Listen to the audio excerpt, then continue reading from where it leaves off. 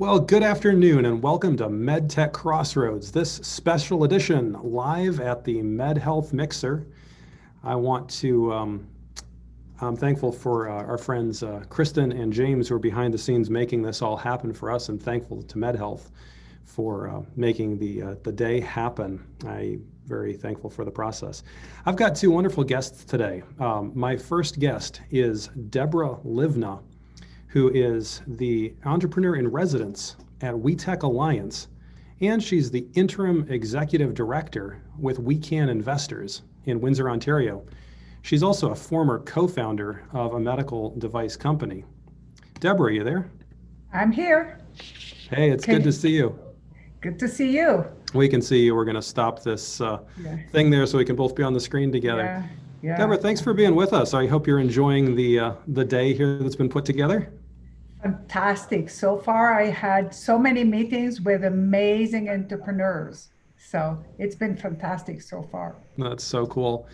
Well, I'd love for you to tell us a little bit more about both WeTech Alliance and also WeCan Investors. I think a lot of people aren't familiar with the landscape in southwestern Ontario, what's happening there. So it might be worthwhile taking a little bit of a step back so folks understand what the ecosystem looks like there. And we're so excited for this cross-border initiative that we have in MedHealth. But give us a little bit of an understanding as to what's happening in the local ecosystem there in southwestern Ontario. So WeTech Alliance is the Regional Innovation Center in Windsor, Essex, and it covers Windsor, Essex, and Chatham-Kent area, where we help entrepreneurs accelerate to market. We have venture services programs, assistance and support to startup on all stages. So we've been around for almost 10 years. We're just getting into our 10th year soon. And we have connections with agency, and we connect the entrepreneurs to the resources, or we provide our own training and so forth. And we also sponsoring this event. So go to our, we're a silver sponsor, go to our site and look for more information about WeTech Alliance and how you, if you're Canadian, if you're Ontario residents, how you can get connected and get more services. That's awesome. And I know you guys, like many folks who do acceleration and incubation type things, funding becomes a question there. Tell us how WeCan Investors is affiliated here, or a little bit about that entity. Okay. So my passion is to help young companies in the medtech sector accelerate their time to market, commercialize, and to do that, they need funding. And as such, I am serving a part in WECAN Investor. This is an angel investor group that's located in Windsor. And we recently, just a few months ago, we partnered with Equation Angel Investors, which is a partnership with 4 different angel groups in southwestern Ontario. It's Windsor, Essex, Chatham, London, Waterloo, Kitchener-Waterloo, Oakville, Burlington, and I'm not sure if I mentioned London, Ontario. So we have over 100 angel investors on the group. We have now virtual meetings every month, and we can have 70, 80 investors on one pitch. So it provides great benefit to the startup who pitch to so many investors. It's also provide benefit to our investors because we have robust pipeline of innovative early stage companies. That's really cool. And I understand you guys are not focused necessarily on investing in U.S. companies. You're focused reasonably on investing in Windsor companies or in Ontario companies. But I think something you pointed out to me earlier is that you do have this cross-borderness nevertheless, because oftentimes one of the markets you guys are going after, or your companies are going after, can be that U.S. market. So tell us a little bit about what the deal flow tends to look like. What are the target companies that you're looking for, especially when it comes to MedTech? Okay, so we, as most angel groups, we mostly invest in local companies, in Ontario companies. However, sometimes there will be time, like in October, we have one company from the US. Mm. But almost all our portfolio companies like to expand into the US. And as such, they need the connection into the US. So one of the promises of the cluster to work with Southwestern Ontario with Michigan was innovative company can set foot in Detroit in order to get to the US. They don't have to travel to San Francisco, to New York. And as such, Windsor and WETAC and WECAN, we are the gateway to United States to a lot of the portfolio companies because we have the connections. And that brings me to a passion that I have. Mm. When we talked about the MedHealth innovation cluster to build it up in Windsor, we realized we need to really work with Michigan and Detroit. And right now, this allow Canadian startup companies, this day, today, the MedHealth matchmaking mixer allow Canadian company that otherwise would never have access to American hospitals. Mm. They can talk to Beaumont Hospital, to Henry Ford Hospital. They can talk to Into Being, to talk to Gene of how to commercialize, how to get FDA approval. And they can also talk to Transform, shared service organization in the Southwestern Ontario, or talk to Green Shield. They're all located here, and we even have a Mars IAF here today participating, so they can connect with hospitals in Ontario or in Michigan. And that's an amazing opportunity for young companies to accelerate their time to market. Yeah, that's a phenomenal resource, and I think it's largely an untapped one, and one of the cool things that MedHealth is trying to do. And I know you and I are both on the steering committee and really have a passion for that. And it's fun to see when those links get made and people go, "Oh wait, that resource is right there. I could just go across." Tell me a little bit about the profile of your investors, and I think you are looking to recruit new investors as well as companies. But tell us a little bit more about your investor profile and who you're looking to recruit on that end. So we're looking for investors who are interested to invest in young companies, who are accredited investors. They can do it. We're looking for people who are the billionaires don't invest in young companies as much at this stage. We're looking for people who are successful entrepreneurs on their own, and they're looking to expand into new innovation. Right now, health innovation is really hot because of the pandemic going around in the world.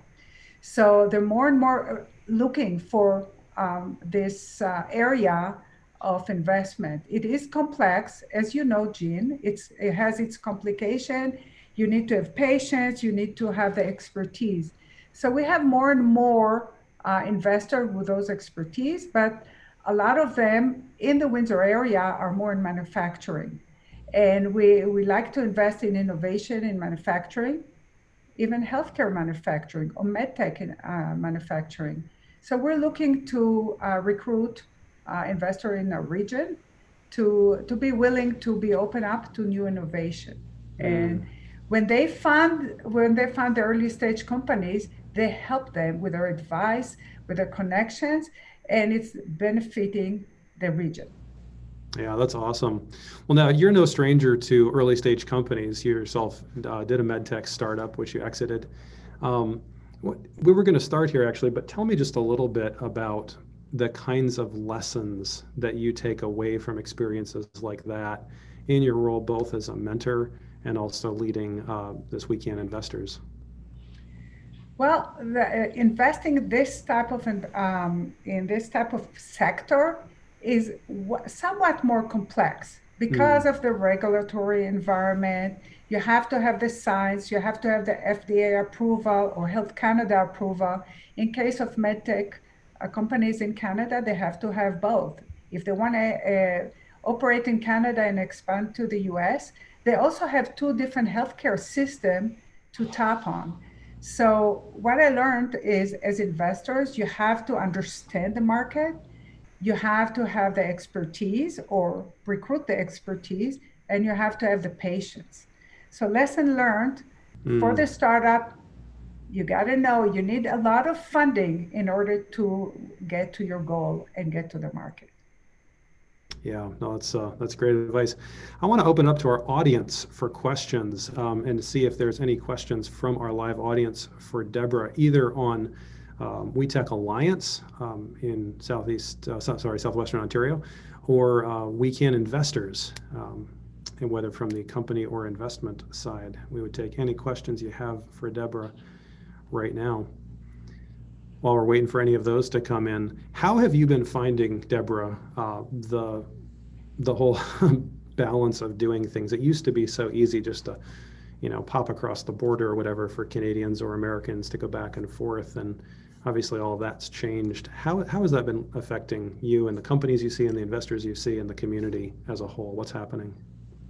Well, I'll start with my personal story. I'm Mm, married to an American who lives in Michigan, and it has been a little challenging at the beginning of the pandemic to be together, but we solved that problem. It's all good. I think that working remotely has accelerated remote health too, but it also has taught a lot of startup to work remotely and also to pivot to the current need rather than the need of the past. So my experience has been that entrepreneurs, better than anybody else, they can navigate into the new area that they need to be in. yeah, we've certainly noticed that. It takes a lot more process and communication to work remotely. And that might be a hidden blessing in there, in the sense that we're now forced to work through those communication processes and learn new ways of doing things. Well, this is great. Deborah, is there anything else that you'd like us to know about WeTech Alliance or WeCan investors that you think we didn't cover today? Well, I want to thank you for the opportunity to speak today. If you like to, if you're an entrepreneur looking for services in Windsor, Essex, contact Yvonne Pilon, the CEO, or Adam Castle, the manager of venture services. And we are happy to provide the support that you need in order to grow your business. And again, thank you, Jean, for providing me with the opportunity to talk to everyone. Well, thank you, Deborah, and thank you for your leadership with MedHealth and your investing in this event, and for all that you're doing for entrepreneurs in the region. We really appreciate it. All right. Great. Oh, we did get a question there. We're going to step out of turn here. Can I bring you back for just a minute, Deborah? I'm sorry to do this. Sure. Most unprofessional on my part, but we did just get a question. I didn't want to miss it. The question was, I'm a startup based in Los Angeles. Should I pursue chatting with WeTech? What's the answer you'd give somebody in that situation? Well, we are funded by our Ontario government, so we mostly like to help Ontario companies. If you want to set foot in Ontario, you will find there's a lot of funding by the government to Ontario companies, but you would have to have a location in Ontario to do that. And we welcome people from Los Angeles to come to us. And is there a role that WeTech could play in putting even an American company in touch with other Canadian companies that they might want to do business with? Absolutely. We'll have to connect, and our Windsor Essex Development Commission will help. So yeah, we have resources to do that. So That's great. by all means, connect with us and we'll help you out. Thank you, Deborah. Really appreciate it. Matthew, thank you for the question. And once again, Deborah, thanks for being with us. Next up, I want to welcome David Weaver from CitySide Ventures and Birmingham Angels. He's the Chief Investment Officer for both those entities. David, we'd like to welcome you live. MedTech Crossroads Special Edition at the MedHealth Mixer with David Weaver. Thanks, David, Gene. how's it going? Good to see you. Glad to be here. Great. Doing well. Yeah, it's good to see you. Hey, so I meant to start here with Deborah, and we did get to it at the end, but I'd like to know a little bit more, because you and I have worked together on any number of projects and gotten to know each other over the years. And I'd love for you to give just a little bit of that background to folks before we start talking about CitySide and Birmingham. And also just let us know, like, what is your passion? You got this community here, you've got all these people gathered to talk about MedTech and MedHealth. What do they need to know? What do they need to know from your years of experience in this field? Okay, well, I'm a native Michigander, Um, More than 35 years of my career have been in the life sciences. Most of that time, medical device type technology, but also in critical care and interventional radiology and cardiology and so on. So I've worked with just about every specialty there is and physician-wise. And the first part of my career was with J&J in the Boston area with a company there. And I was in town when Boston Scientific got started. And some of my colleagues joined Boston Scientific early on, early members of the company. I left at that time to do a turnaround for a division of Warner Lambert Pfizer in the West Coast, which I did.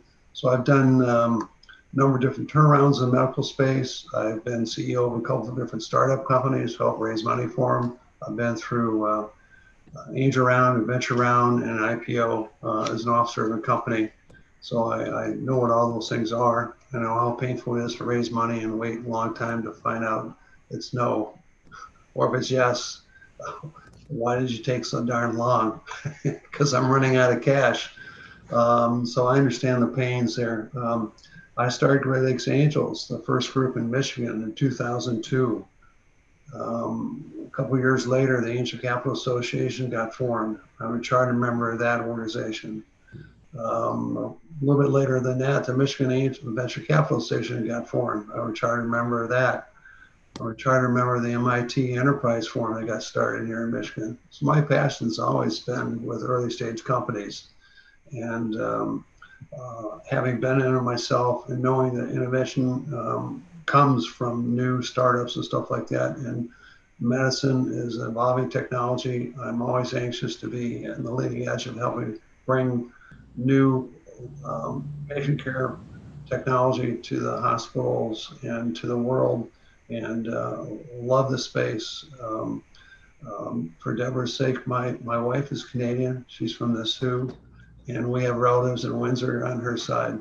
And so I know that. Matter of fact, early on in the 2000s, I was the first angel group in the country to do cross-border deals. We'd meet with the Consulate General in their home in Grosse Pointe at that time and have cross-border deals between Ontario and Michigan and do stuff. So we're looking for deal flow. It doesn't have to be Michigan, primarily Michigan, but we'll look at that deal in LA or Ontario. We're looking for deals that make sense for our investors and help advance technology. And life science is my personal passion. That's awesome. And you guys, CitySide manages Birmingham Angels, and you guys meet monthly for with your investors. Yeah, we just started Birmingham Angels in September last year. We've in about 6 months' time, we had 30 different companies present, and we funded 12. So we're doing pretty good. 1 out of 3, at least, gets funded every time they present to us. So that's pretty good for an early stage startup group. And then this month, we're also going to start kicking off fundraising for the Great Lakes Angels Fund, $10 million fund that will do same kind of deals, early stage, pre-revenue, proof of concept funding. That's where the pain is. That's where the companies need help. So we want to do that with the fund and with the angel group. Now you guys put a link on the chat box for how companies can approach us if they're interested in getting to us. We have this platform called Side Pitch that really makes it easy for syndicating deals and sharing deals and closing deals. Most of our deals have closed within inside of 60 days after they pitch us, which is remarkable. So we want to keep that kind of track record. Tell us a little bit more about Side Pitch. What is this platform? Well, a lot of people may have heard of Gust or other things like that, or Proceeder and stuff like that. This is a platform that we helped design ourselves even before I joined CitySide. Ron York, he built this platform, and it's a whole deal venture management system where it takes the companies, asks a lot of questions of them that they don't think about, like cap tables and debt structure and more about execution, stuff like that. So it captures everything in one place. And it also is good for us for doing the screening. If we want to bring in subject matter experts to look at something, we can add them in to look at that deal only. It's password protected just for the members of Birmingham Angels, unless we invite somebody outside to look at it. Once a company has their information in there, they can then share it with other people that they might want to bring in to be an investor to look at the deal. And it's very thorough. A lot of companies look at this and say, oh, this is a lot. You go, yeah, you want us to make a quick decision, save a lot of time by filling all this out now. We don't have to go 6 weeks trying to collect things from you and then finally decide, to move ahead. So it's a great process. We're trying to get and encouraging a lot of the angel groups throughout the state of Michigan to use the same platform so we can all syndicate deals much faster. I'm glad to share it with Ontario. I know we've been talking to Colin McKillop right now about trying to get things going in Windsor with that. He used to run the WECAN before. I'd like to talk to Deborah about it and share it with you and see if you guys would like to use it with all the groups in Ontario. That's really commendable, and it's really cool because we just had Jen Baird on the show a few weeks ago, who of course Accurate Cytometer is fifth eye, and she was saying, the fail fast process when it comes to investors, oftentimes there's not that, I don't necessarily want to use the word courtesy, but the speed on the investor's side, it can be this sort of delayed along thing. It's really commendable to see you guys putting something out there that says we're going to get this as quick as we can. If you see something that looks really good and you say, well, they're not ready yet, you put them on a watch list, go back to the company and tell them these are things you need to work on. When that's done, come back to us and pick it up. And that document you create inside pitch can stay live. So when you raise other rounds of funding, you can keep this document live and keep it current for every investor you go to. That's very cool. Tell us a little bit about what kind of companies you're looking for. Where are they in their process? Who should be coming to CitySide and Birmingham Angels? Well, I talked with some today that were very encouraging. They're so far they've been device type companies, which is my passion. I identify with that. But in one case, they weren't even sure what kind of offering they were going to have. They hadn't got to that stage yet. Were they going to do a price round or a convertible note? Did they understand the difference? They're thinking about doing a safe. We do not like to do safes. We won't do safes. They seem to be popular in the West Coast. Some other groups are doing them, but the ability of protection for the investor is not there with a safe versus a convertible debt. So we'd rather have a debt on the cap table than somebody on a promissory with a safe. And we like to see caps and stuff like that. So we will look at companies that have no revenue yet, but really have a strong proof of concept and demonstrate there's some market interest in it. They thorough research the market. They put some kind of barriers in place for being copied. Use patent, trade secret, algorithms, whatever it is that helps protect themselves from going to market. And we like companies that are in a space where there's gorillas out there. They want to acquire them later when they get traction in the marketplace. And hopefully they're not trained. First round shouldn't be like a $5 million round. That's not an angel round. Anything above $1.5 million starts getting riskier for angels to do because most of them cannot do it all by themselves. So they have to share it with somebody. And it gets to be too large.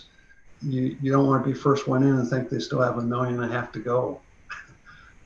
What's going to happen to all your money? And if they don't make it, it's lost. So, if you're an angel, if you're a startup company, raise like $1 million, $1.5 million and have part of it done early when you start going out. Or line up people soft circle that, yes, they'll come in if this other person comes in type of thing. Such great advice, such great advice. I want to ask our audience if you got any questions for David Weaver here. He's had, my goodness, years of this process, founding member of so many of the venture capital agencies around the place, chief investment officer of CitySide Ventures and Birmingham Angels. If you got any questions, I'd love for you to type those in or pass them on to our fabulous team behind the scenes, James and Kristen here on MedTech Crossroads at the MedHealth Mixer. David, while we're waiting for those, I wonder if there's one message you could put out there for and you deal with, bless you, you deal with early stage investments. Like, this is a hard place to be. And like you said, it's a fascinating place to be. If there's one thing you could tell every early stage company, just one bit of advice, one pithy bit of advice, what would you tell them? Remember, the investors are there to make a profit. They're not altruistic. This is not a foundation. We want to make money. So when you come to us, have a plan on how we're going to make money. We want you to make money yourselves. That means we're making money. So so many times people are so enamored with the technology and the problem they're solving that they forget to talk about how they're going to make money on this deal, or Well, we think that we can sell, 1,000 of these units in the first year. Well, tell me how that's going to happen. A lot of companies break down in the execution. They got a great idea, but no one's ever thought about how to do a unit forecast, dollar forecast, how to set up distribution channels and stuff like that. We want to know how you're going to execute, how you're going to make money. How are you going to do it? We've got one question here from Matthew Wolf, and then I want to go to a quick panel with you and Deborah, some mutual questions about US and Canada. Matthew Wolf asks, a great question on stage. Thank you, Gene. What is their average check size? Is that something you guys can share what an average check size is from CSV or Birmingham Angels? Yeah, as a group has grown, the check size get larger because we've been doing special purpose vehicles, SPVs we call them. That's where you put together an LLC for making the investment, so it's one name on the cap table. In that case, the company might be raising, let's say, 150K or something like that, but our group is only going to do 100. Well, not everybody's going to write a check for 25 or 50 in the deal, but they come in 10, 15 or something like that. We roll them together into one investment to get to that level and do as much as we can with that. Some cases we have one check written by a single individual in one deal, and he's the only person in the deal at 100K. So every deal is different, whether it's a single or 2 or 3 people going directly to the company or where they put this SPV in place. I'd say the average deal is probably between 75 and 100K. Great. But No, again, that's great. It changes. That's great.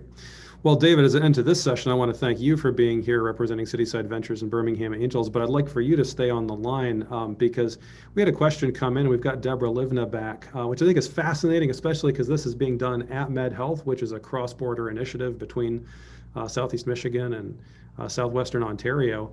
And so the question for both of you, I'm going to give you about 45 seconds each to answer this, and this is from Kyle McLeod. What do you think are the biggest opportunities in MedTech for both Canada and the US? Curious to hear the perspectives of people on both sides of the border. We'll start with David. Oh. Okay. The biggest opportunity in MedTech as it comes to US and Canada. Yeah. I don't think there's a big difference. I think it's really addressing the ability to manage patient data collected, whether it's wirelessly, remotely, or whatever, and get it for physician care to the right entity as soon as possible to work with it. I think a lot of stuff is happening now that's going to allow continuous care monitoring at home that wasn't available before. And that's going to be a big breakthrough for patient care and savings costs to the providers and to the hospitals. I'm glad to see that coming. Yeah, good comment. Deborah, over to you. So the question, hi Kyle. The question is what the difference or what the biggest opportunities in MedTech for both Canada and the US. So it might be one or both, or how do you view that? Okay. So the big opportunity is digitizing the healthcare system and cut costs. And I think it's in both countries. We have different systems. In Canada, they'll provide a little more support with the piloting and the trial is initially, but the US is a bigger market. So Canadian companies want to get to the US for the big market. I think the biggest trend that we have now in Ontario is digitizing our healthcare system. We cannot have the high cost of in-person delivery of healthcare. So this is something that I think both sides of the border is dealing with. Yeah, that's great. And you both gave sort of similar answers, which there's not that much difference, and these things are very, very much in common. Well, I want to thank you both for being here with us today. Deborah and David, thank you so much for being with us. And I want to thank MedHealth and all our team behind the scenes, Kristen and James. Round of applause to them for working through everything today.